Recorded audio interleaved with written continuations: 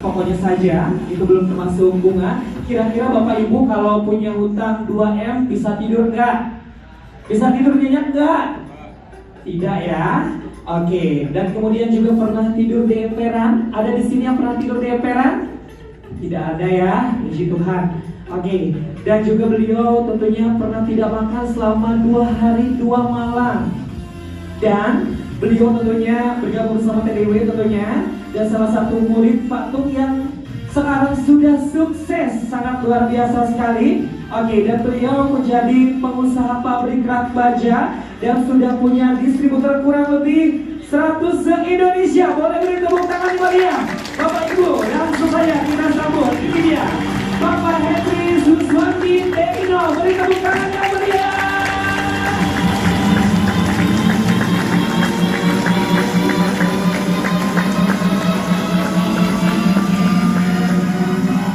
Selamat sore. Masih semangat ya? Semangat ya? Kalau baca saya punya latar belakang, semangat atau loyo? Semangat ya? Nah, saya mau ceritakan nih, ya. Mau ceritakan yang sedih dulu atau cerita yang bahagia dulu? Ah? Bahagia dulu. Berarti endingnya dong. Setelah itu kita pulang langsung ya. Jadi gini Bapak dan Ibu sekalian, yang asalnya lahir di Pontianak siapa di sini? Ada? Oh, lahir di Pontianak. Tinggal di mana Pak?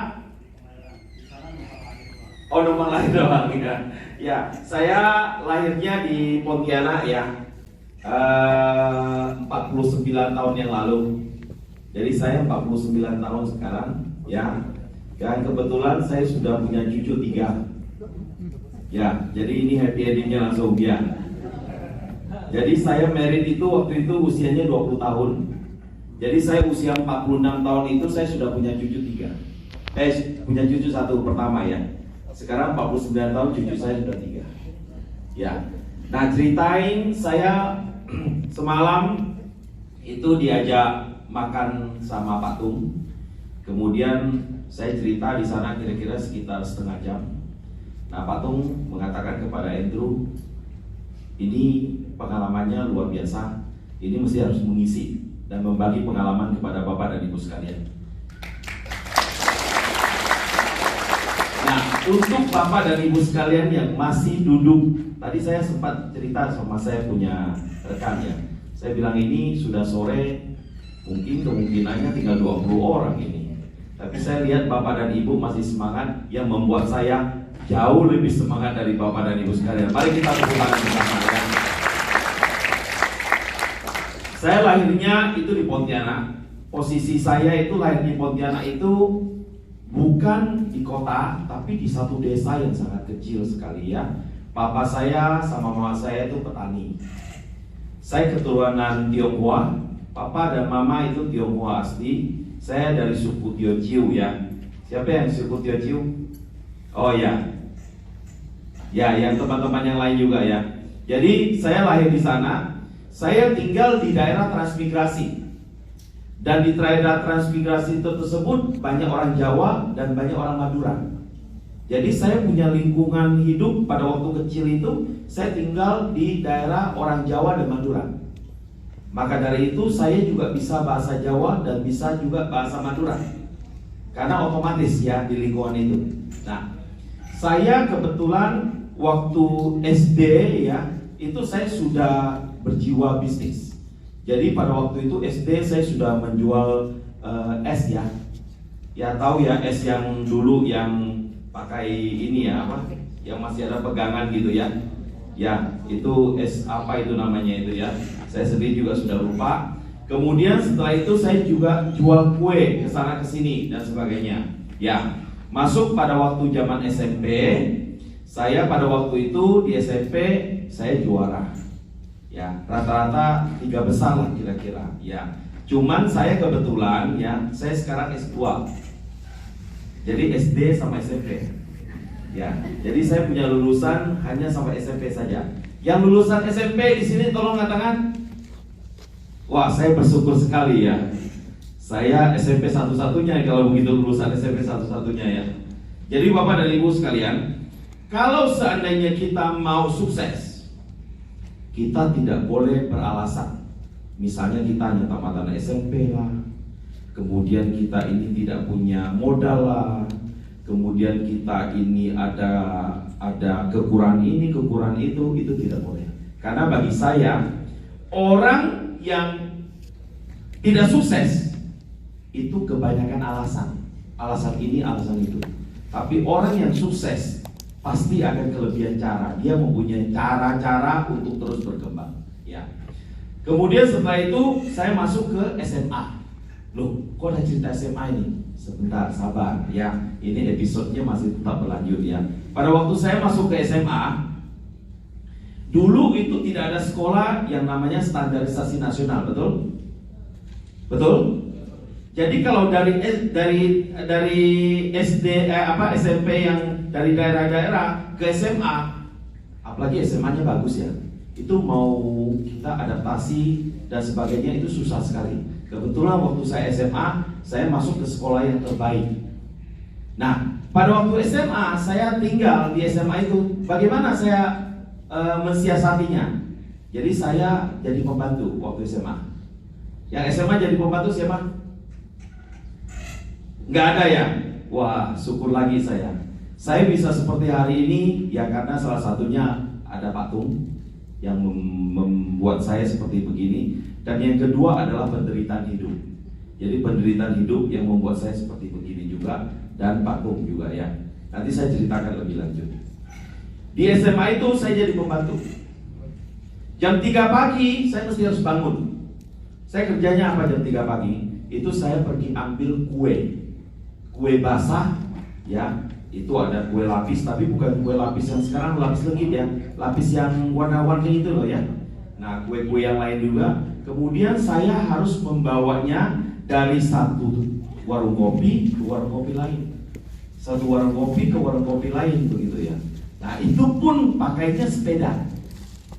Jadi pakai sepeda ngantar satu warung kopi ke warung kopi lagi. Resikonya pada waktu itu ada kue-kuenya yang sempat tidak terjual, keesokannya kan otomatis akan basi, betul? Karena itu kue basah bukan kue kering. Nah, saya mengembalikan kepada orangnya komplain kepada saya. Wah, kalau begitu nanti bagaimana ya? Akhirnya dia jual putus kepada saya, jualnya lebih murah, tapi saya belinya langsung cash kayak begitu. Nah, otomatis itu juga membebani saya begitu loh. Akhirnya saya mesti harus bawa pulang. Kemudian saya kukus lagi. Setelah kukus, saya bisa lagi jual. Ya, kayak begitu ya kira-kira. Nah, setelah saya udah jual kue-kue tersebut, saya pulang. Saya mesti harus sapu, harus ngepel, harus apa. Nah, setelah itu selesai, saya baru naik sepeda menuju ke sekolah. Nah, pada waktu saya ke sekolah di SMA itu, untuk yang tahun pertama ya, saya tuh rankingnya masih ada 10 besar lah. Ya, masih ranking 10 besar. Tapi bahasa Inggris saya itu adalah yang paling anjlok, yang paling tidak bisa. Paling tidak bisa pelajaran itu bahasa Inggris. Nah, setelah sudah selesai SMA, saya naik ke kelas 2 SMA. Naik kelas 2 SMA, kemudian semakin lama semakin ketinggalan saya pelajarannya. Karena pada waktu itu saya masuk jurusan fisika. Padahal saya sendiri itu fisika, kimia, biologi dan sebagainya itu matematika itu pelajarannya saya lemah di sana. Akhirnya saya tidak naik kelas. Jadi saya sudah 2 kali tidak naik kelas, Bapak, Ibu.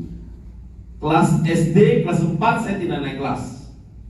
SMA kelas 2 saya tidak naik kelas lagi.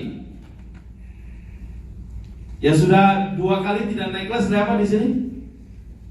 Berarti saya. Oh, Bapak juga. Oke. Selamat. Nah, setelah itu waktu SMA kelas 2 nggak naik kelas, kemudian saya pindah ke sekolah yang agak pinggir sekali. Dan di situ lingkungannya adalah lingkungan anak-anak yang tidak naik kelas kumpul semua di sana. Jadi kita ada komunitas di sana semua. Akhirnya terjadilah saya salah pergaulan. Kemudian saya berbuat kriminal. Saya menjamret dengan teman-teman saya, ketangkap, masuk penjara. Jadi saya sempat masuk penjara. Yang pernah masuk penjara juga sih? Oh tidak ada ya. Saya masuk penjara 6 bulan di sana. 6 bulan saya masuk penjara. Jadi saya punya cerita kalau dari masa kecil sampai masa remaja itu tidak ada yang menyenangkan sama sekali. Jadi kalau kalian mengatakan, oh saya mau reuni dengan teman-teman ya, oh masa kecil saya bahagia dan sebagainya. Kalau saya itu kebetulan jauh dari bahagia waktu masa kecil dan remaja. Tapi syukur sekarang saya bisa nikmati apa yang sudah saya, pengalaman saya sebelumnya itu sekarang sudah saya dapatkan. Nah itu yang mau saya share kepada mereka. Jadi saya pernah mengenyam pendidikan di SMA, tapi tidak lulus. Makanya saya mengatakan bahwa saya lulusan SMP. Ya betul ya, kira-kira ya gitu ya. Oke. Maka alumni-alumni yang ada waktu SMA itu mereka minta saya untuk ikut. Tapi saya tidak ikut. Kenapa? Karena saya kalau alumni itu berarti lulusan. Saya bukan alumninya, saya mengatakan. Tapi sekarang ini syukur teman-teman itu sudah minta saya dukung. Dan kebetulan saya salah satu sponsor untuk reuni-reuni untuk yang SMA. Saya sudah ikut sekarang, jadi udah kembali lagi. Jadi teman-teman yang dulu SMA kelas 1, kelas 2 masih ingat dengan saya, ya kita sudah bergabung kembali begitu ya. Nah, pada waktu SMA setelah saya sudah dari penjara keluar, saya pulang lagi ke kampung halaman saya, di kampung, dan saya diasingkan dengan teman-teman. Teman-teman saya itu semuanya tidak mau yang berteman dengan saya. Setelah itu saya dibawa ke satu pegunungan, satu bukit, ya di Kalimantan itu jauh, kira-kira kalau dari Pontianak itu kira-kira sekitar 200-an kilo ya, masuk ke pedalaman dan sebagainya. Dan di situ saya ikut di satu gereja. Nah di satu gereja tersebut ada misionaris dari luar ya, mereka bicara bahasa Inggris semuanya. Nah pada waktu itu saya tertarik, wah kalau bisa bahasa Inggris ini enak juga ya. Nah setelah saya di sana saya pulang saya belajar bahasa Inggris sendiri. Tahu saya belajar bahasa Inggris di mana? Tahu? Oh tadi nggak sempat dijelasin di situ ya. Di situ ada poin bahwa saya belajar bahasa Inggris itu di Pohon Rambutan. Jadi saya belajar bahasa Inggris di mana? Nanti saya akan memberikan kuis ya, pertanyaannya. Jadi ingat-ingat ya. Jadi saya belajar bahasa Inggris di mana? Pohon Rambutan. Saya belajar bahasa Inggris itu 6 bulan, Pak Ibu. 6 bulan saya belajar bahasa Inggris. Tidak ada guru, tidak ada lawan bicara, tidak ada yang ngajarin saya, tidak ada apa-apa. Saya berdasarkan kamus saja. Dulu di sana nggak ada sistem misalnya kita bisa lihat Android, bagaimana cara belajar bahasa Inggris dan sebagainya, tidak ada. Ya, saya belajar 6 bulan. Pas waktu itu di Pontianak ada lomba pidato bahasa Inggris untuk tingkat provinsi Kalimantan Barat. Saya ikut. Pada waktu saya ikut dari kampung halaman saya itu sampai ke kotanya itu butuh perjalanan 2 jam.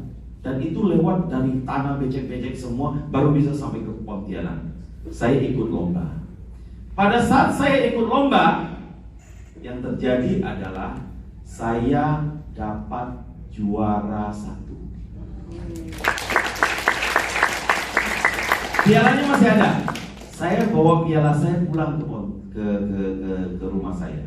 Sampai di rumah saya, harapan saya adalah ada satu sambutan yang baik dari orang tua. Yang terjadi adalah pada waktu sampai di rumah, saya punya piala itu dipatahkan sama papa saya. Kenapa papa saya mematahkannya? Karena papa saya mengatakan, ini pasti kamu pergi beli. Pialanya pergi beli. Tidak mungkin kamu itu belajar sendiri, setelah itu kamu bisa juara 1. Akhirnya saya tidak mau berdebat terlalu banyak. Saya ajak papa saya. Keesokan harinya itu ada koran, ya waktu itu koran Akcaya namanya, sekarang sudah berubah jadi Pontianak Post. Itu ada nama saya di sana yang menyatakan bahwa saya itu memang juara 1. Baru papa saya ambil lem, ya belum ada lem Eltico pada waktu itu ya. Ambil lem kemudian dilem kembali. Nah sekarang saya simpan di Surabaya. Jadi saya tinggalnya sekarang di Surabaya, bukan di Pontianak lagi. Domisili saya di Surabaya. Nah, setelah udah selesai, saya ngajarin les bahasa Inggris. Jadi SMA dulu saya bahasa Inggrisnya paling jelek. Setelah itu saya jadi guru bahasa Inggris. Saya bikin ada kos-kosan ukuran kira-kira 2x2,5 meter. Saya tidur di sana. Kemudian setelah itu saya pakai sepeda yang dulu saya SMA itu, saya pakai untuk pergi ke rumah-rumah untuk memberikan les. Tahun 89 saya mulai mengajar bahasa Inggris dari rumah ke rumah, yang mana satu orang itu 7.500 pada waktu itu. Ya, saya ngajar, terus berlangsung sampai saya berusia 27 tahun. Jadi tahun 97 saya mulai buka kursus. Buka kursus saya pun itu saya join sama orang lain. Saya join sama orang tua dari murid yang saya ngajar. Ya, baru buka 3 bulan dia ada dengar bahwa saya dulu pernah mantan narapidana. Dia memutuskan sepihak, saya mesti harus cari kursus. Nah, saya cari kursus pada waktu itu, saya cari yang dekat di sana. Kemudian saya pinjam uang sama bank. Ya, tahun 1997 pinjam uang dengan bank. Pada saat itu saya buka kursus. Dan tidak lama kemudian muridnya itu ramai sekali. Ya, karena saya punya sistem beda dengan orang lain ya. Kalau saya punya kursus, setiap orang yang kursus sama saya, itu saya jamin pasti bisa berkomunikasi dalam bahasa Inggris. Kalau tidak, uangnya kembali. Saya begitu sistem saya. Nah, tahun 97 itu kebetulan istri saya punya otak ya, itu sama saraf yang ketujuh itu melekat, sehingga membuat istri saya itu mulutnya itu menceng gitu ya. Dan kalau seandainya dia menceng, air ludahnya kadang-kadang suka netes sendiri gitu. Sehingga saya bawa ke Surabaya pada waktu itu. Nah, jadi saya ceritain kenapa saya bisa sampai Surabaya. Saya bawa dia ke Surabaya, saya tinggal di Gubeng Kertajaya 9 itu 1X ya. Betul ya? Kalian yang pendidikan lebih tinggi, saya yakin bisa beritahu saya kalau saya salah ya. 9 itu 1X. Nah, pada waktu saya datang ke sana, itu saya kenal dengan Mas Yanto. Mas Yanto itu kebetulan adalah anak dari pemilik kos itu. Saya kadang-kadang pinjam GL Pro-nya untuk bawa ke rumah sakit Karangmenjangan, bawa istri saya ke Karangmenjangan itu untuk periksa dan operasi di sana. Nah, operasinya berhasil. Nah, setelah itu tahun 97-98 saya pulang ke Pontianak. Pada waktu krisis moneter tahun 98, betul ya 98 ya? Itu saya dapat untung banyak sekali itu tahun 98. Nah, pada waktu itu saya tahu pas waktu krisis moneter, saya orangnya suka dan sering melihat peluang yang ada. Nah, peluang yang ada itu adalah saya melihat bahwa kerusuhan itu terjadi, saya pergi ke luar negeri. Ada pergi ke Malaysia, pergi ke Singapura, pergi ke Australia dan sebagainya. Itu untuk bekerja sama dengan universitas yang ada di sana, sekolah-sekolah yang ada di sana. Karena pada saat itu orang ada kerusuhan, pasti orang anaknya kebanyakan dikirim ke sana. Nah, rupanya apa yang saya prediksikan itu tepat. Semua orang kirimkan anaknya ke sana. Tapi kalau kirimkan anaknya ke sana kan belum tentu bisa diterima dan sebagainya, betul? Akhirnya datanglah kepada saya dan saya yang membantu untuk menguruskan semuanya termasuk visa dan sebagainya untuk dikirimkan ke luar negeri. Nah, pada saat dikirimkan ke luar negeri saya di situ, saya mendapat komisi dan komisinya semuanya menggunakan dolar. Jadi pada waktu itu saya sempat naik dan sebagainya. Nah, saya orangnya ambisinya tinggi. Ambisi saya itu saya hidup selalu punya target. Pada suatu hari saya itu 3 tahun kemudian ya, dari 97 berarti 3 tahun kemudian itu 2000. Itu saya sudah nomor 1 di Kalimantan Barat untuk jumlah kursus dan murid terbanyak. Tepuk tangan dong Bapak Ibu. Artinya kursus saya paling banyak dan juga lembaganya paling banyak, muridnya juga paling banyak. Nah, saya mulai nih ngajarin orang, ngajarin adik saya, ngajarin karyawan dan sebagainya. Bagaimana sih cara cari murid? Bagaimana caranya supaya bisa cari murid? Saya ceritakan semua kegagalan saya itu. Jadi saya mengajarkan bagaimana cara cari murid. Mereka itu kemudian pergi cari murid, tapi muridnya itu bukan ditempatkan di kursus saya, tapi mereka bikin kursus sendiri. Akhirnya kan saya kan banyak tempat itu yang saya itu pinjam sama bank ya.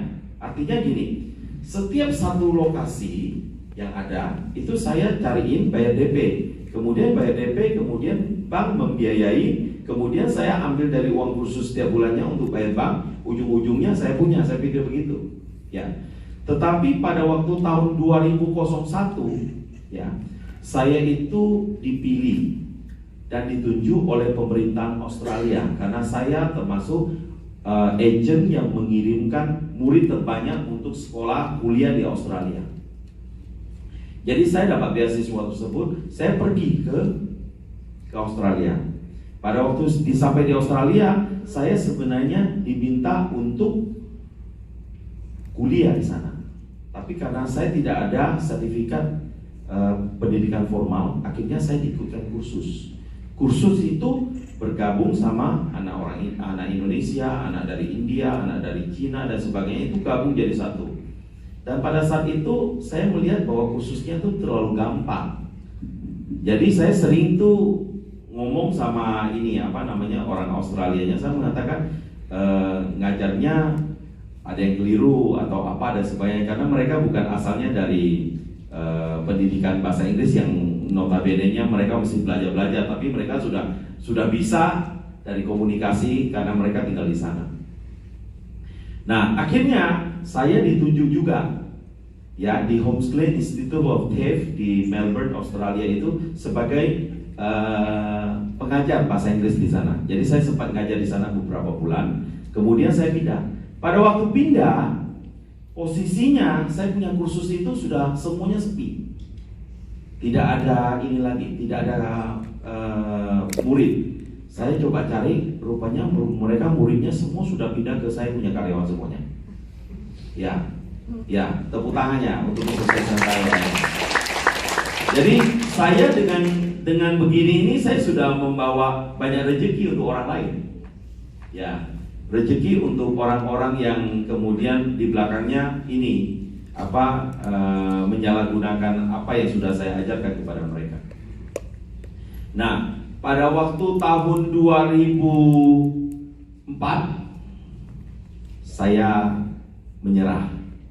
Menyerahnya bukan berarti saya menyerah kemudian stop. 2004 itu berarti saya kursus semua sudah tidak ada. Jadi saya dinyatakan saya itu kolaps, bangkrut tahun 2004. 2004 saya bangkrut, kemudian teman tidak ada, semuanya menyingkir. Keluarga semua juga sama. Ya, orang-orang yang kita kenal juga semuanya menyingkir ya. Siapa yang sudah pernah mengalami seperti kayak begini? Tolong angkat tangannya. Wah, banyak juga ya. Ya. Setelah itu saya tahun 2005 saya pakai kapal barang dari Pontianak menuju ke Surabaya. Tujuan saya sebenarnya bukan mau ke Surabaya. Tujuan saya sebenarnya mau pergi ke Malang. Karena Malang itu adalah kota pendidikan. Saya mau buka lembaga konsultasi belajar ke luar negeri lagi di sana, di Malang. Tetapi saya bawa uangnya kan cuma 160.000. Jadi coba Bapak dan Ibu bisa bayangkan ya. Saya bawa uang 160.000 pada waktu itu di kantong. Kemudian saya naik kapal barang dari Pontianak menuju ke Surabaya. Itu butuh waktu 4 hari baru bisa sampai. Sampai di sana di Tanjung Perak saya naik angkot. Naik angkot saya sewa 25.000. Dari sana menuju ke rumahnya Mas Yanto. Rumah Mas Yanto, saya lupa pada waktu itu kan kita masih Android nggak ada, handphone apa segala jarang ya pada waktu itu. Nah saya pergi ke Gubeng Kertajaya 11 tuh X1. Saya cari nggak ada. Kenapa saya cari nggak ada ya? Saya coba, sudah malam pada waktu itu. Akhirnya saya kenal dengan satu orang namanya Pak Bambang. Pak Bambang itu tanya, Mas, cari siapa ya Mas ya? Saya bilang, saya mau cari orang yang pernah saya temui waktu itu kos-kosannya di daerah sini. Kelilinglah di situ. Kebetulan pas waktu itu hujan gerimis. Saya pikir saya ini pusing sudah. Tidak ada teman, tidak ada saudara, tidak ada satu orang pun yang saya kenal. Uang juga tidak ada. Nah, Bapak dan Ibu, apa yang Bapak dan Ibu lakukan kalau seandainya jadi saya? Hah? Berdoa. Itu jurus terakhir ya itu ya. Nah, saya pada waktu itu saya coba cari akal. Saya bilang sama Pak Bambang yang nyapa saya. Pak Bambang bawa saya pergi ke namanya Kodam Brawijaya. Ya, Kodam Brawijaya itu kecil sekali. Rumahnya semua rumah-rumah kecil dan sebagainya. Nah, saya bilang kan saya numpang tidur di emperannya. Kenapa saya numpang tidur di sana? Pak Bambang juga nggak berani bawa saya ke dalam rumahnya. Karena nggak mengenal saya siapa, betul? Nah, saya sempat 2 hari itu tidur di emperan di sana. Keesokan harinya saya minta Pak Bambang untuk tolong ngantarin saya untuk cari rumahnya Mas Yanto. Pak Bambang waktu itu jadi satpam. Jadi satpam itu gajinya itu 1 hari itu 25.000 waktu itu.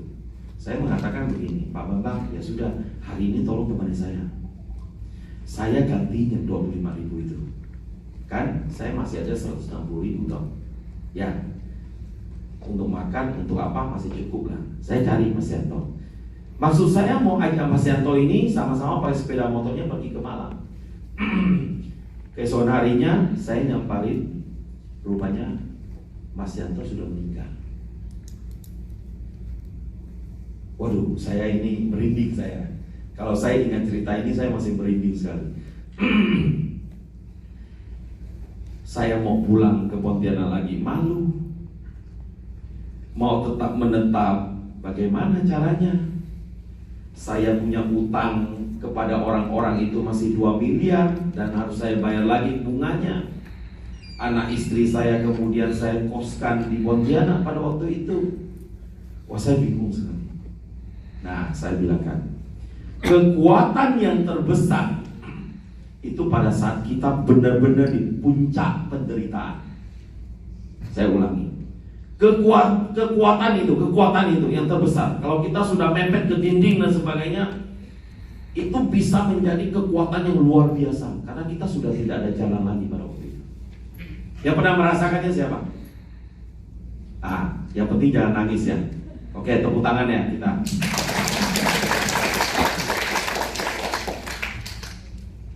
Tahu Bapak dan Ibu apa yang saya lakukan? Saya ketuk pintu orang.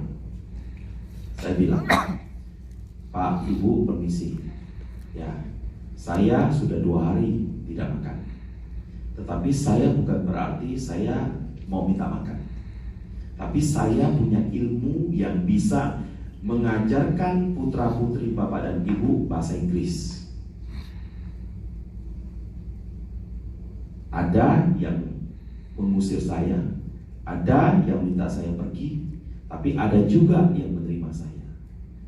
Ibu yang pertama kali menerima saya itu namanya Ibu Vita di Surabaya. Saya masuk, dikasihlah saya teh, dikasihlah saya kue. Ya, saya punya perut ini jadi besar kayak begini, ini mungkin kena teh sama kue. Jadi pada waktu saya masuk, saya ngajarin bahasa Inggris kepada anaknya. Anaknya kemudian setelah saya ngajar ini, semuanya suka. Jadi saya tanya, Ibu, saya sudah selesai ngajar nih sama Bu Vita. Bagaimana kira-kira tanggapan dari putra-putri Ibu? Mereka suka. Bu Vita tanya, kira-kira mau dibayar berapa ini? Saya bilang kan, Ibu orang pertama yang menyelamatkan saya. Silakan Ibu seikhlasnya aja. Saya datang lagi, ajar lagi. Setelah saya ngajar kemudian, saya punya pemikiran satu hal. Kita mesti melakukan sesuatu secara ikhlas. nanti pasti kita akan mendapatkan apa yang sebenarnya layak yang kita dapatkan. Bu Vita memperkenalkan saya ke tetangganya, ke saudara-saudaranya, sehingga saya punya murid itu banyak. Sudah banyak, saya sudah mempunyai uang, ya, saya sewa rumah. Dan sewa rumah di Surabaya itu tidak murah. Jadi saya sewanya di dalam gang. Nah, sewa di dalam gang itu saya bayarnya per bulan. Tetapi ibunya itu tidak mengizinkan, maunya bayarnya 1 tahun. Paling minim itu 1 tahun sudah. Tapi saya ada uangnya itu uang per bulan. Bagaimana ini? Saya minta tolonglah, saya mohon sama pemilik rumahnya.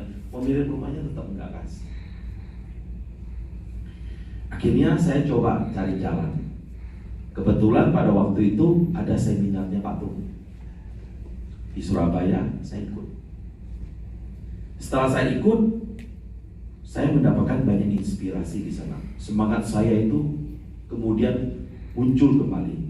Seperti Bapak dan Ibu mendengar cerita saya yakin itu akan memotivasi dan memberikan semangat dan inspirasi lebih banyak lagi kepada Bapak dan Ibu. Bahwa kita itu jangan terlalu lemah terhadap kehidupan. Kehidupan ini semakin lama pasti semakin keras. Ya, jadi bagaimana? Kita harus semakin cerdas. Tidak ada kehidupan ke depannya itu nanti semakin enak, dan semakin enak. Kitalah yang harus lebih kuat dan lebih cerdas.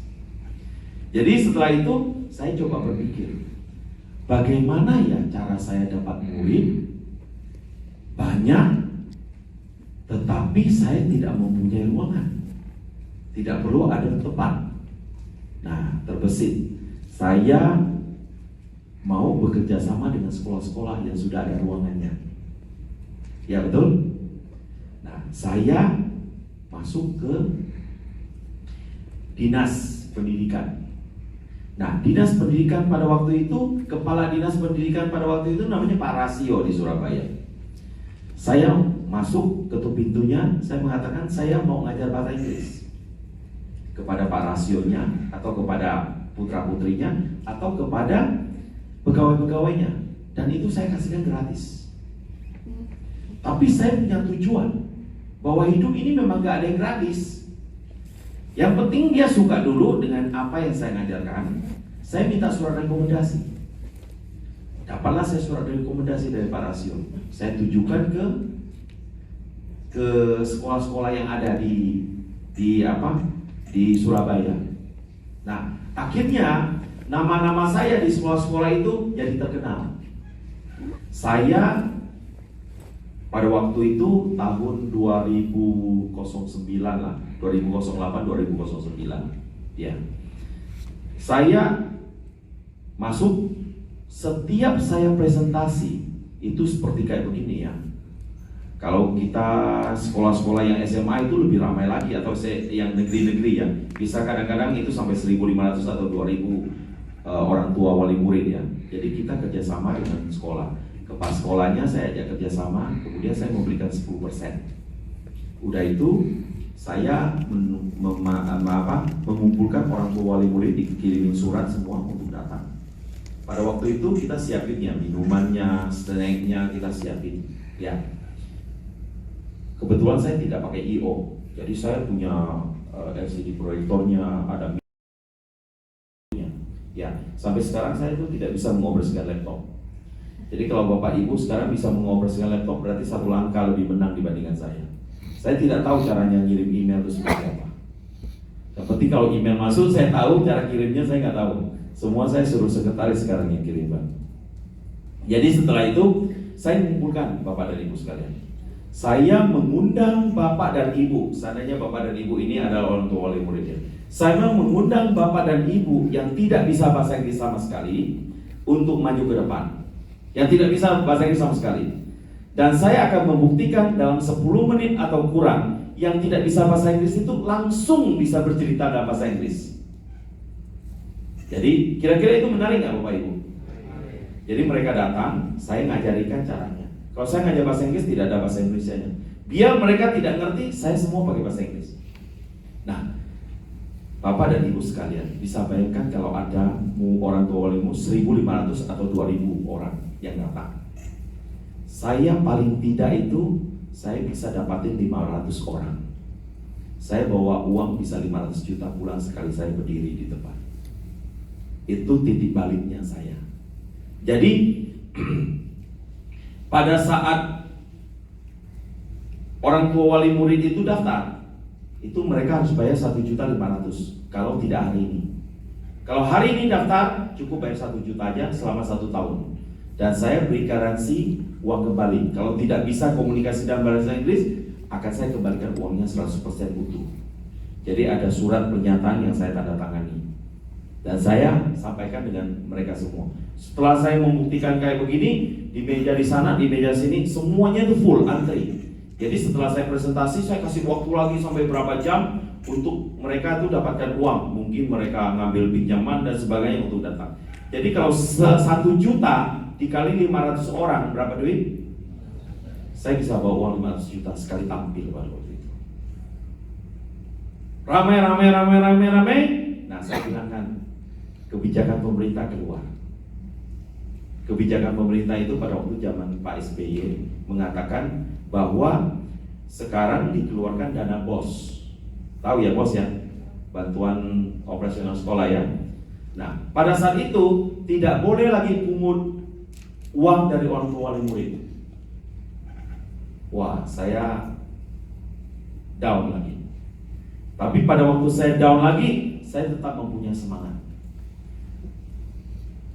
2010 setelah saya kejadian seperti kayak begitu, saya lebih down lagi. Kenapa? Karena saya kena kanker kandung kemih. Jadi saya kena kanker kandung kemih pada waktu tahun 2010. Ya, pada saat jadi guru sekali. Kanker kandung kemih itu tumbuh kira-kira sekitar besarnya gini ya, 3 sentian ya, 3 sentian di kandung kemih saya. Jadi kalau saya kencing itu keluar darah segar, selalu keluar darah segar. Diperiksa nggak ketemu. Akhirnya temu itu rupanya kanker stadium 1. Saya di kemo, tapi kalau kemonya rambut saya nggak hilang ya. Saya memang sudah begini ya, sudah gundul seperti kayak gini itu sudah 20 tahun yang lalu ya. Jadi saya kemo itu kemo lokal.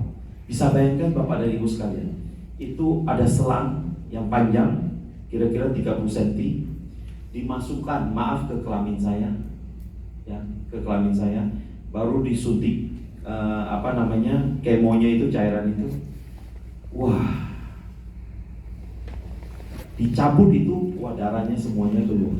Jadi kalau pada waktu itu, kalau kita buang air kecil, itu sakitnya setengah mati. Sampai saya itu antuk-antukan kepala saya itu, sampai saya di sini itu bisa sampai hitam kayak begini. Sakit sekali. Nah, sekilas cerita, anak saya yang pertama itu kuliahnya di Cina, ambil jurusan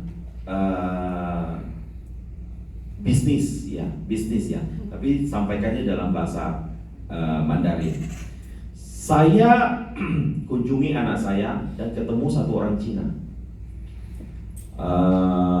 Kebetulan orang itu bisnisnya di rak supermarket, rak minimarket. Saya cerita. Rupanya suatu hari dia datang ke Indonesia. Saya jemput dia. Udah itu saya ditawari untuk menjual rak. Tahu ya rak supermarket, rak minimarket, tahu ya? Rak-rak yang ada di Indomaret, Alfa dan sebagainya, tahu ya? Nah, pada waktu itu saya masih menjalani usaha bisnis pendidikan. Istri saya sama teman saya join untuk bikin bisnis rak tersebut. Ya. Nah, bisnis rak tersebut satu kontainer 40 feet itu dikirimkan kepada istri saya sama teman saya. 1 tahun itu tidak mampu jualnya. 1 tahun itu tidak mampu jualnya. Tapi akhirnya ya seperti yang kayak gini ya. Tapi saya bisa menjualnya dalam waktu 1 minggu. Lo pasti tanya, lo caranya gimana dong? Ya, saya dari Surabaya itu pakai mobil itu sampai ke Aceh. Gak jauh sih, Surabaya ke Aceh itu gak jauh ya pakai mobilnya. Siapa yang pernah Surabaya sampai ke Aceh? Belum tahu ya. Surabaya sampai Aceh, lalu nyebrang lagi sampai ke Sabang. Dan saya itu cari distributor, Bapak dan Ibu sekalian. Jadi cari distributor yang ada di Indonesia. Nah, saya menjualnya cukup satu distributor aja. Yang mau jual saya punya rak, saya sudah bisa. Nah, pada waktu tahun 2013, teman saya ini kemudian ngajak saya join buka pabrik di Cina. Ya, saya lakukan itu dan kemudian saya mempunyai saham 50% di Cina. Kotanya di Jiangsu ya, di Jiangsu. Kira-kira 3 jam lah dekat Shanghai di sana. 2013 kemudian berjalan terus menerus, akhirnya import itu semakin sulit. Harganya semakin tinggi. Nah, per tanggal 2016 saya buka pabrik lagi di Surabaya. Mungkin ada video pabrik saya ya. Ada kemarin saya kirimkan kepada Pak Indro. Karena saya tidak menggunakan slideshow, karena saya posisinya langsung diminta Patung untuk langsung sharing saya punya experience ya. Nah, dan kebetulan Patung juga sudah deal sama saya. Katanya gini, saya kan cari distributor. Tapi cari distributor, saya juga mempunyai toko. Saya mempunyai beberapa toko ya yang ada. Dan toko-toko itu semuanya itu milik saya pribadi. Nah, pabrik yang ada di sini pun sekarang itu milik saya pribadi ya, saya pemilik tunggalnya. Nah, saya mau toko-toko itu dibuka terus. Nah, Patung semalam ngedeal sama saya, oke, kita buka sama-sama. Ya, 50-50 semua kita buka toko banyak-banyak. Nah, April ini kita mulai buka di Tangerang ini rencananya, ya di Serpong ini di Tangerang. Nah, kalau Bapak dan Ibu nanti berkenan, ada yang mau buka usaha saya, ya, padahal mungkin boleh sudah bisa dinaikkan. Nah, ada yang mau buka usaha saya, bisa langsung tanya jawab dengan saya. Kalau saya punya produk itu sangat beda dengan orang lain, Bapak dan Ibu sekalian. Saya punya produk itu satu-satunya yang dari produk baja, bahan baja ya. Bukan baja ringan ya, baja ya. Itu satu-satunya, itu hanya dari kami saja. Yang lain itu seperti di Indomaret, di Alfa dan sebagainya, itu semuanya menggunakan besi, bukan baja. Nah, kalau Bapak dan Ibu lihat seperti ini ya, kami contohnya. Ini kita menggunakan baja utuh. Kita menggunakan baja utuh. Jadi ini tidak ada apa itu namanya las-lasan atau teku-tekuan yang seperti produk lain. Kita punya langsung jadi seperti kayak ini. Dan yang ingin saya share satu hal, Bapak dan Ibu sekalian. Bapak dan Ibu tahu ya, produk yang dari Cina itu sampai ke Indonesia selalu lebih murah, betul? Apapun produk itu, tahu nggak kenapa lebih murah? Siapa yang ingin tahu? Saya tanya lagi, siapa yang ingin tahu? Oke, saya kasih tahu ya, kasih tahu bocorannya. Di Cina itu satu bahan bakunya itu selalu lebih murah daripada orang lain. Oke? Apa yang lebih murah daripada orang lain? Bahan baku. Tetapi Bapak dan Ibu tahu, tenaga kerjanya di sana itu 2 kali lipat dibandingkan di sini. Ya, di sana itu kira-kira sekarang itu 3.500 renminbi lah ya. Itu kira-kira sekitar 7 juta. Kita di sini ya rata-rata lah, saya ambilnya setengah lah. Kalau Jakarta dengan Surabaya mungkin sudah 4 juta lebih sekarang ya, betul ya? UMK-nya ya. Betul ya, 4 juta lebih ya? 4 juta 200 ya. Nah, kalau di sana itu 2 kali lipat. Tapi mereka kerja itu 3 kali lipat lebih cepat dibandingkan orang kita di sini. Betul ya? 3 kali lipat. Bensin, bahan bakar. Bahan bakar kita di sini kalau premium berapa sih sekarang? 6.000 ya? 6.000-an ya? Di sana minimal itu belasan ribu, 2 kali lipat. Tapi kok sana itu selalu lebih murah dibandingkan kita di sini? Karena satu Pak, itu bahan bakunya lebih murah. Yang kedua, mereka kerjanya di sana itu tidak menggunakan manusia. Mereka menggunakan mesin CNC. Tahu ya mesin CNC ya? Mesin CNC itu berarti mesin otomatis yang tanpa dikerjakan atau dioperasikan oleh manusia. Nah, yang ketiga itu menggunakan robot. Nah, sekarang mesin-mesin di Cina ini sekarang sudah canggih-canggih. Bahkan yang dari Taiwan dan sebagainya itu mengadopsi sekarang justru. Nah, itu yang saya lakukan. Jadi di tempat kami itu,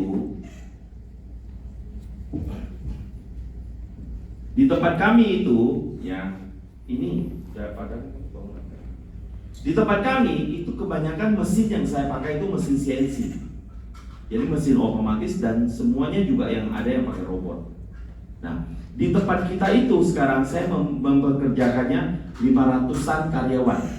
Saya buka pabriknya itu 24 jam. Jadi terus buka 24 jam.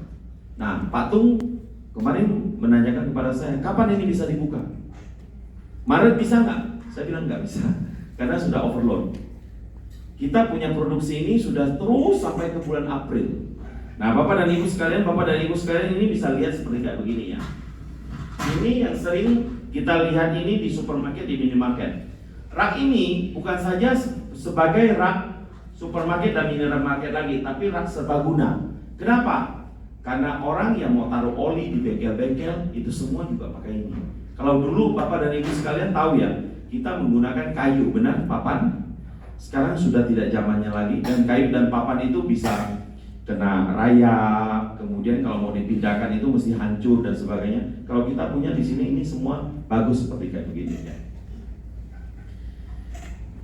Sikunya kan. Nah, kalau produk orang lain ini sikunya seperti kayak begini. Ya, Mas bisa bantu saya sebentar, Mas? Ya, siapa namanya? Fari ya. Mas berapa kilo, Mas? 100 kilo. Berarti kita nih sama ini ya, kelasnya sama ini. Coba tolong ini bisa dibengkokkan nggak di sini?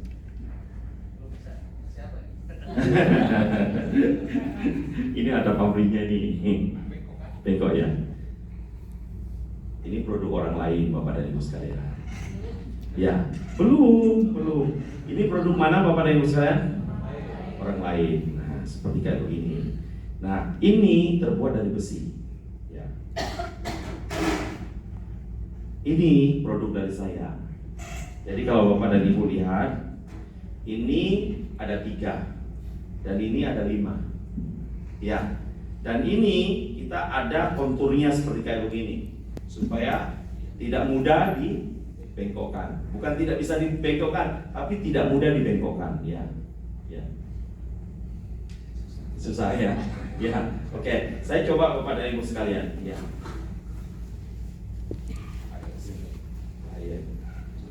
Belum. Kan masih mau minta hadiah. Tolong kasih saya alamat. Ya, alamat kamu kasih ke saya. Saya akan kirimkan buku autobiografi saya ya kepada kamu ya. Ya, mudah-mudahan itu bisa menginspirasi. Saya berikan kepada kamu karena kamu tanya-tanya dapat hadiah apa ya? Saya kasih. Ya.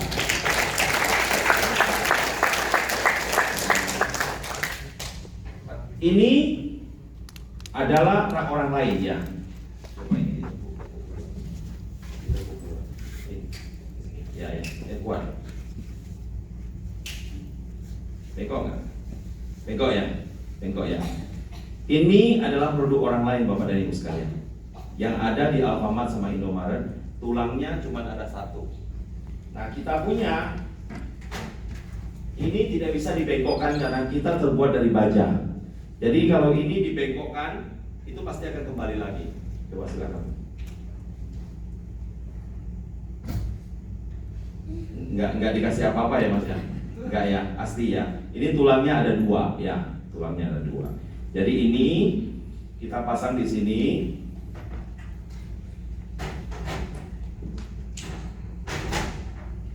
Kekuatan satu shelving ini, Bapak dan Ibu sekalian, biasanya untuk taruh apa di supermarket atau di minimarket? Taruh barang-barangnya, toko-toko listrik, bengkel, toko obat, kosmetik dan sebagainya. Mereka sudah pakai seperti kayak begini. Jadi Bapak dan Ibu, saya ada memberikan satu peluang kepada Bapak dan Ibu yang mau bisnis ini di kota atau kota Bapak atau Ibu yang sekarang Bapak tempati ya. Dan satu tempat itu hanya satu aja. Misalnya kota Tangerang, misalnya di daerah Tangerang itu cuma satu. Di Jakarta Timur satu. Di Bekasi Barat satu. Jadi tidak ada saingannya. Profit marginnya yang kita berikan itu sabar Mas ya. Karena saya mau membutuhkan kesabaran Mas dulu ya. Profit marginnya itu antara 30 sampai 55%. Ya, profit marginnya berapa? Oke, coba silakan. Ya, kamu naiknya jangan di ayunnya, ya, jangan malu-maluin saya loh ya.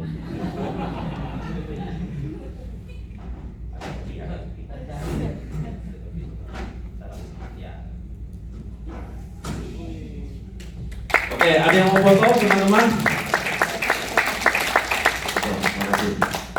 Saya bilang tadi, oke dengan gitu sudah dapat autobiografi. Padahal nanti tolong catat ya alamatnya ya. Bapak dan Ibu sekalian, satu-satunya rak supermarket, minimarket, rak serbaguna yang bisa dinaiki seperti kayak begini adalah buatan dari PT Aku Sayang Indonesiaku. Saya punya PT namanya PT Aku Sayang Indonesiaku alias PT Asik. Jadi Bapak dan Ibu bisa browsing di internet PT Asik, ASIK ya, nanti ketahuan. Nah, sekarang ini saya punya pabrik ini. Saya punya pabrik itu penuh dengan quotes ya, kalimat-kalimat motivasi di seluruh apa itu namanya, di seluruh pabrik saya itu semuanya ada kalimat-kalimat motivasi.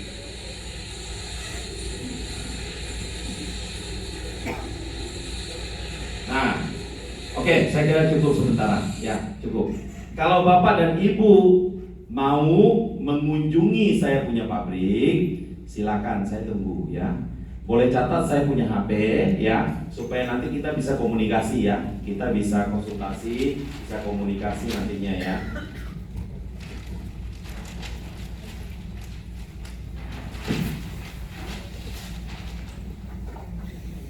Kirimkan aja WA ya.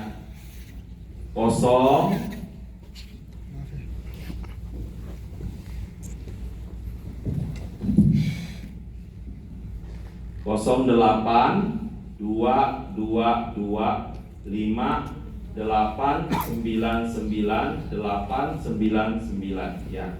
Saya namanya Henry ya.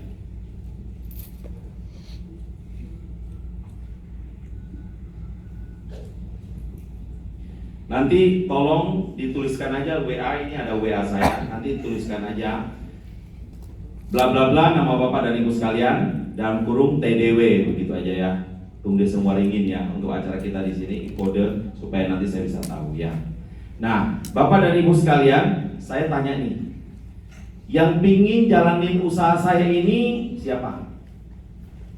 Saya kasih permudah ini, kalau seandainya mau saya kasih permudah ya. Mungkin ada pertanyaan yang ingin disampaikan, silakan Bapak dan Ibu sekalian. Mic-nya dong, tolong. Ya, siapa yang mau tanya dulu bagian depan dulu ya. Ibu asalnya dari mana? Kalau di Bangka sudah ada, di Belitungnya yang belum ada. Iya, Belitung ya. Belitung boleh. Tapi saya tinggalnya Jakarta Utara sih. Oh, tinggalnya Jakarta Utara. Oh, tapi asalnya di Belitung. Iya. Saya beritahukannya, kalau barang-barang seperti kayak gini, semakin kecil wilayahnya di daerah-daerah itu semakin bagus. Kalau yang di kota-kota seperti Jakarta Pusat dan sebagainya, itu penuh dengan bangunan-bangunan, Iya. penuh dengan gedung-gedung, hotel-hotel dan sebagainya, apartemen. Nah, yang bisa ini cocok ini banyaknya seperti mereka itu bikin kelontong-kelontong, minimarket Iya. semua itu rata-rata semua dari sana. Iya, Belitung banyak banget usahanya toko-tokonya masih kayak tradisional lokal masih banyak banget sih. Iya. Yang pengen saya tanyakan ke Pak Henry, persyaratannya gimana Pak? Oh gitu ya. Modelnya, sampelnya seperti apa? Oh oke, Ya. oke, terima kasih ya. Jadi begini ya, kita ini harga ada 5 macam kategori. Kategori pertamanya itu adalah harga ecer tertinggi. Harga ecer tertinggi itu harga ecer mana? Itu harga ecer yang kalian jual. Kami di pabrik harga jualnya juga menggunakan harga ecer tertinggi. Kenapa? Karena kalau kita menggunakan harga ecer yang terendah, nanti kalian tidak bisa jualan, betul? Jadi harga ecer tertinggi. Nah, setelah harga ecer tertinggi, kita ada harga ecer terendah. Setelah harga ecer terendah, itu khusus untuk yang grosir ya. Misalnya pembelian 50 juta ke atas, kita kasih harga grosir. Lalu ada harga kategori A. Kategori A itu adalah kategori untuk pengambilan 1 truk. Jadi pengambilan 1 truk itu sekitar 250 juta. Ya, 250 juta. Kategori B itu untuk pengambilan 400 juta. Itu 1 fuso. Dan kategori C itu untuk pengambilan 1 kontainer 40 feet atau 2 fuso. Itu sekitar 800 juta. Nah, saya ngedilnya sama Pak Tung bilang nggak masalah. Kamu mau hitungnya seberapa banyak nggak masalah. Yang penting saya siap dananya, kata Pak Tung gitu. Ya. Jadi kalau seandainya saya tanya nominal terkecil itu 250 juta. Nah, terus setelah dapat 250 juta, kalian bagaimana cara pembayarannya? Itu bisa DP 50% dulu ke pabrik. Setelah DP 50% ke pabrik, tunggu barangnya datang. Baru 50%-nya lagi. Jadi saya punya usaha tidak ada piutang. Nah, apa yang kami support dari pabrik? 1, kita memberikan training product knowledge. Kita mengajarkan tentang cara ini. Semua produk knowledge ini namanya apa, semua kita ajarin. Setelah itu, support dari pabrik yang kedua ini adalah kita ngajarin bagaimana cara mengukur. Misalnya ruangannya sebesar begini, itu berapa utama, berapa sambung, berapa 1 sisi, 2 sisi, semua kita ajarin semuanya sampai bisa. Cuma usaha saya ini kalau Anda, Bapak dan Ibu mau melakukannya, itu tidak ada resiko. Kenapa kok bisa tidak ada resiko? Karena barang ini tidak rusak, ya, kemudian tidak busuk, tidak apa dan sebagainya, ya. Terus setelah itu kalian masukkan barang ini.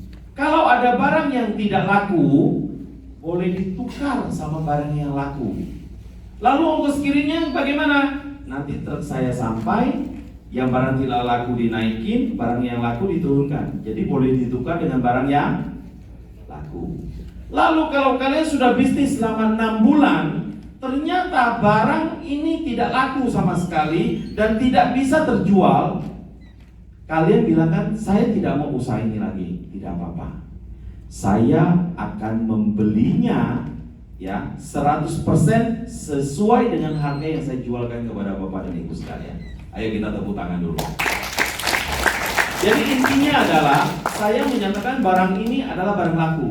Kalau barangnya 6 bulan kemudian, ya kalian investasi apapun lah yang sudah ada dan sebagainya. Misalnya kalian investasi, saya mau ternak ayam nih. Lahannya kalian sewa. Setelah kalian tidak mau lagi ternak ayam, sewanya itu bisa kembali nggak? Bikin kandangnya. Kemudian setelah itu udah nggak mau piara, kandangnya itu bisa dijadikan uang kembali lagi, uangnya kembali lagi ya full. Ayamnya misalnya kena flu burung, bisa nggak dikembalikan lagi uangnya? Kalau ini saya bilangkan 6 bulan Bapak dan Ibu tidak mau, tinggal telepon aja kepada kami. Kami boleh membeli kembali dengan harga saya jual kembali kepada Bapak dan Ibu sekalian. Ongkos kirimnya saya tanggung. Kenapa Bapak dan Ibu sekalian kita lakukan seperti itu? Karena kita mau agar Bapak dan Ibu itu percaya kalau barang ini bisa jalan, bisa laku. Kira-kira begitu ya. Oke, jadi dari 250, 400, dan 800. Kalau Ibu mau mengunjungi pabrik saya Saya siapin tiketnya, transportasinya, sama akomodasinya semua ditanggung.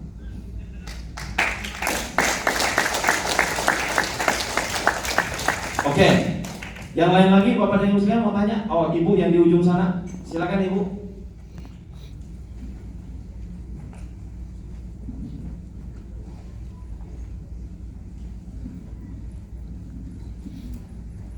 Iya, siang Pak Henry. Ya, siang. Saya Intan. Sudah sore ya Ibu ya? Oh iya ya. Sudah sore. Ya. Tetap biar semangat terus dong Pak Henry. Oh iya. Selamat pagi ya. Ya. Oke, baik Pak Henry, terima kasih atas waktunya. Saya kebetulan dari Kalimantan Selatan, Banjarmasin. Saya ingin tanya Pak Henry, kalau di daerah Kalimantan Selatan apakah sudah ada? Kalau misalnya belum, insya Allah saya untuk belajar usaha seperti ini. Oke, terima kasih. Kalau boleh tahu Ibu usahanya sebelumnya apa Bu?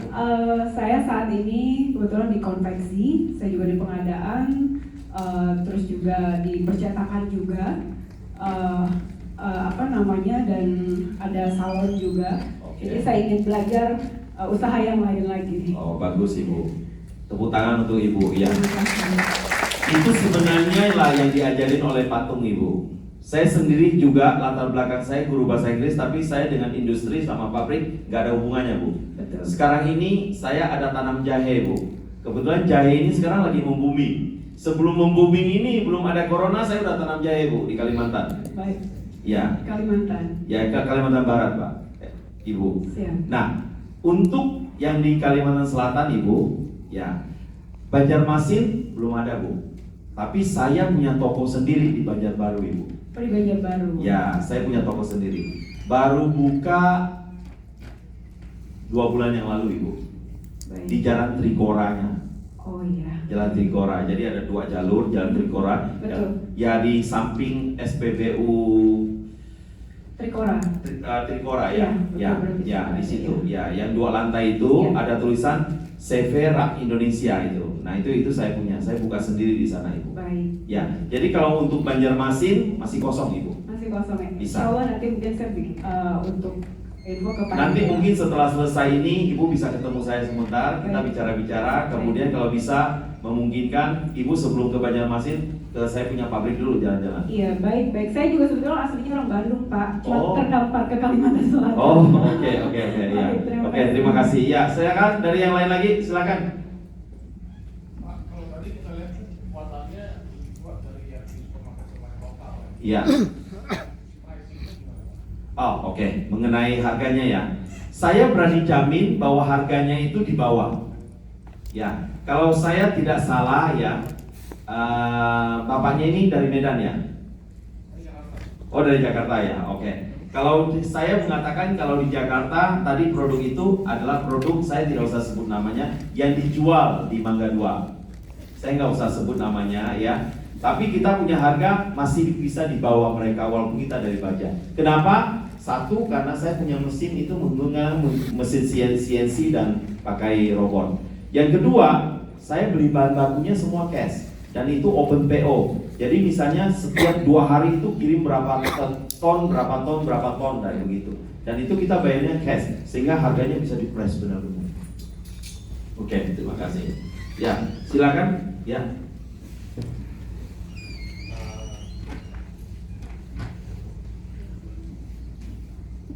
Sore Pak, saya dari Bogor.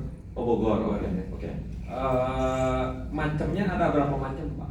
Kalau kita punya di sini, kalau rak itu, ini ada bisa juga kita jadikan menjadi rak sepatu ya. Jadi saya punya rak ini bisa jadikan rak sepatu, kemudian rak buku dan sebagainya itu bisa. Jadi bisa miring. Maksudnya Pak, itu kan ada cantelannya, ada ininya. Ah ya, oke. Bagus pertanyaan bagus sekali ya. Nah ini contohnya dia punya stopper ada dong.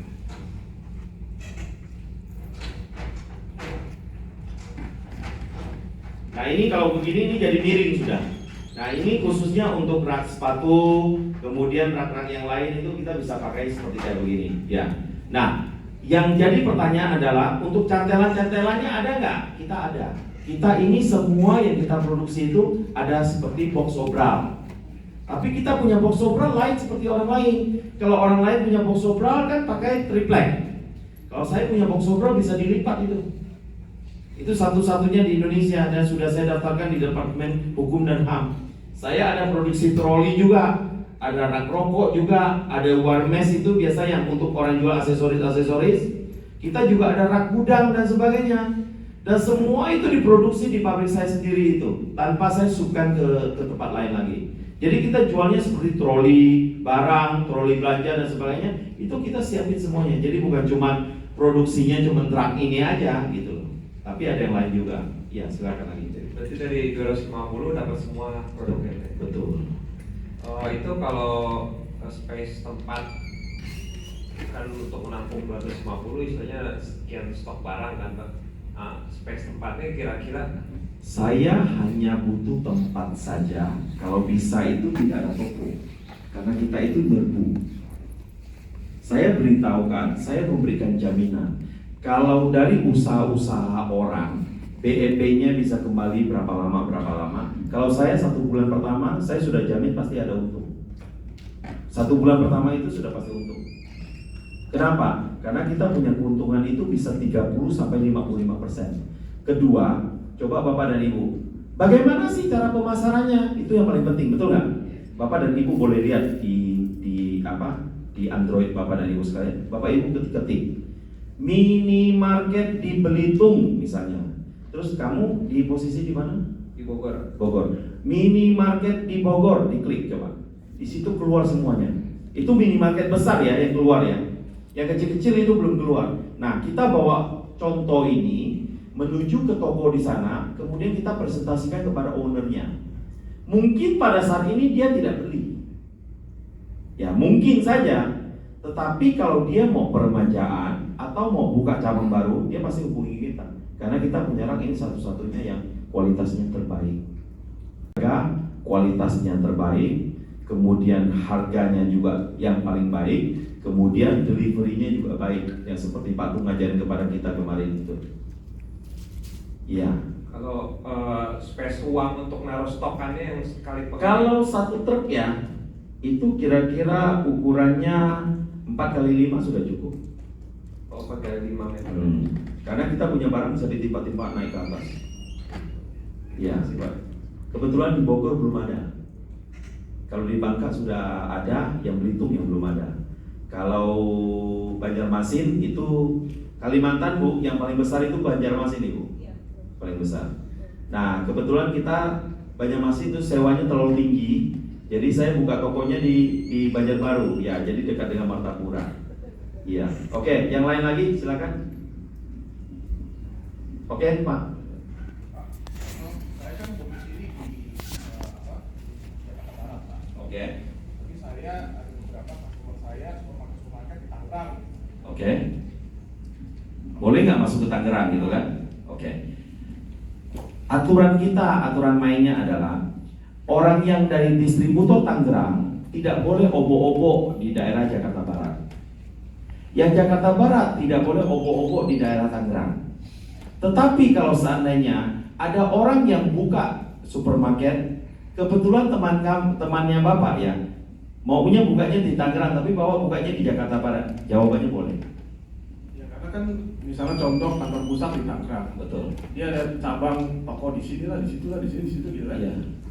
Betul. Itu nggak masalah. Nggak harus yang di Jakarta Utara nanti masuk agen Jakarta Utara. Oh nggak masalah itu, nggak masalah. Karena pikirnya begini, misalnya saya temannya Bapak, kemudian saya temannya Bapak, saya buka di Jakarta Barat, itu daerah Bapak toh. Iya. Kemudian setelah itu saya mau buka lagi di daerah Tangerang misalnya. Iya. Nah, saya ngambil sama Bapak lagi, nggak masalah. Karena Bapak nggak ngomong-ngomong wilayah tersebut, Iya, tapi dia, ya intinya jawabannya sudah terjawab ya. Oke, iya. Ya, Bapak di daerah mana Pak? Saya kebetulan di Jakarta Barat, Pak. Jakarta Barat. Jakarta Barat belum ada Pak. Oke. Ya, oke. Yang lain, oke silakan nih. Kalau misalnya untuk penjualan ini apakah udah lewat online? Maksudnya udah ada. Oh, sudah lewat online. Oke. Ya, pertanyaan bagus sekali. Terus ada yang kedua juga, apakah udah masuk ke daerah Karawang sama Bekasi? Oh, sudah masuk Karawang dan Bekasi ya. Oke, terima kasih. Ibu, Kalau untuk online, kita sudah ada 5 digital marketing, 5 grup ya. Jadi websitenya berbeda. Jadi setiap Bapak dan Ibu klik sekarang misalnya jual rak supermarket atau rak minimarket atau jual rak gudang, itu pasti saya punya yang keluar di halaman pertama. Jadi sudah ada. Nah, bagaimana kita mensiasati seperti kayak begitu? Orang sekarang mau beli rak supermarket atau rak minimarket ini bingung mau belinya di mana, betul nggak? Setelah itu bingung, dia ambil HP dulu pertama kali, kemudian ngecek, benar? Nah, ketahuanlah dari saya punya pabrik. Nah, apabila yang ngetik itu orang Belitung, maka kita akan merefernya ke distributor Belitung. Kemudian kalau mau misalnya orang Jakarta Barat mau beli, kita refer ke Jakarta Barat. Jadi kita membantu juga untuk omsetnya, kira-kira begitu. Nah, yang Ibu tanyakan itu, apakah di Bekasi Barat sudah ada belum? Ya, betul. Bekasi, Cikarang, sama Kerawang. Yang sudah ada di Bekasi Barat sudah ada, Ibu. Ya, yang menjadi distributor kami itu adalah Mega Group Indonesia. Pernah dengar Ibu? Mega Group Indonesia itu jadi kita punya distributor. Nah, di Kerawang pun kita sudah ada, di Cikarang pun kita sudah ada Cikarang. Di Cikarang itu apa namanya? Lupa ya itu ya. Itu supermarket bahan bangunan. Ya, jadi supermarket bahan bangunan itu kemudian menggunakan rak kita, kemudian setelah itu juga menjualnya. Yang belum ada itu seperti Bekasi Utara, Bekasi Timur, nah itu belum ada itu. Jakarta Timur juga belum ada, Ibu. Ya, oke. Ya, silakan, Pak. Kalau harga jual eceran tertingginya dari pabrik atau kita beli sendiri? Kita dari pabrik, tapi setelah itu Anda bisa juga artinya melihat saingan Anda di dekatnya. Kalau saingannya itu misalnya menjualnya 1.800%, nah kita bisa menjualnya misalnya 1.700.000 gitu. Kita selalu di bawah mereka 100 atau 200 ribu lah, kira-kira begitu. Jadi maksudnya saya kalau mau jual ke konsumen, harganya kita ikut dari pusat. Patokannya dari pusat, tapi Anda boleh naikkan lebih tinggi lagi atau lebih rendah lagi. Karena gini, tidak ada saya memberikan patokan, karena posisinya kalau seandainya di Papua harga kirimnya kan sudah jauh kan, jadi harganya mesti lebih tinggi dibandingkan yang di Pulau Jawa ini, begitu loh. Jadi kita nggak memberikan patokan itu. Tapi saya beritahukan, karena ini tidak ada royalty fee, Anda tidak perlu membayar franchising fee kepada saya. Anda juga tidak perlu harus membayar royalty fee kepada saya setiap bulan. Ini usaha murni adalah usaha Bapak Ibu sekalian, yang mana Bapak dan Ibu hanya pertama kali aja gitu loh. Nah, pertanyaannya sekarang yang menarik adalah begini, Pak, ini investasi yang paling murah ini 250 juta. Tapi untuk Bapak dan Ibu sekalian yang semangat menunggu sampai akhir cerita ini, saya bisa memberikan nominal yang lebih rendah. Tepuk tangan dong Bapak Ibu. Jadi bagi yang sudah ada Ibu, misalnya di Kalimantan Selatan ya, di Banjarbaru kita nggak bisa lagi. Kemudian yang di Bekasi Barat kita nggak bisa lagi. Tapi yang belum ada tempatnya silakan. Kalau yang ada Tangerang ini belum ada, yang ada justru Serang yang sudah ada. Depok belum ada. Palembang sudah ada. Palembang sudah ada Pak. Aceh sudah ada. Ya. Kemayoran. Jakarta Pusat belum ada. Oh tidak, misalnya gini, misalnya adek ini ya, adek ini posisinya dia tinggal di Jakarta, tapi setelah itu dia mau buka usahanya di Belitung, kan nggak masalah kan, orang lain yang jaga. Akhirnya toko-tokonya adek ini, kemudian setelah itu ya jual barang saya, kan begitu aja. Tapi yang ingat, saya semuanya penuh dengan tulisan. Jadi semua bukan hanya saya bicara begini aja. 6 bulan tidak bisa terjual, uang kembali semuanya. Barang saya tarik, uang saya kembalikan. Jadi saya beli dengan 100% buyback guarantee. Gitu. Oke? Ya. Sejarah pabriknya Pak di Indonesia. Sejarah pabrik di Indonesia, maksudnya berdirinya tahun 2016. Ya, bulan November tanggal 18 November 2016. Jadi 3 tahun lebih, hampir 4 tahun. Ya, saya kira cukup ya. Jadi kalau Bapak dan Ibu sekalian yang istilahnya menarik, tertarik dan ingin berbicara dengan saya lebih lanjut ya, saya kira nanti saya bisa meluangkan waktu kepada Bapak dan Ibu sekalian ya. Oke, terima kasih Bapak dan Ibu. Salam dahsyat semuanya. Salam dahsyat. Oke, terima kasih. Oke, boleh beri tepuk tangan yang meriah. Terima kasih.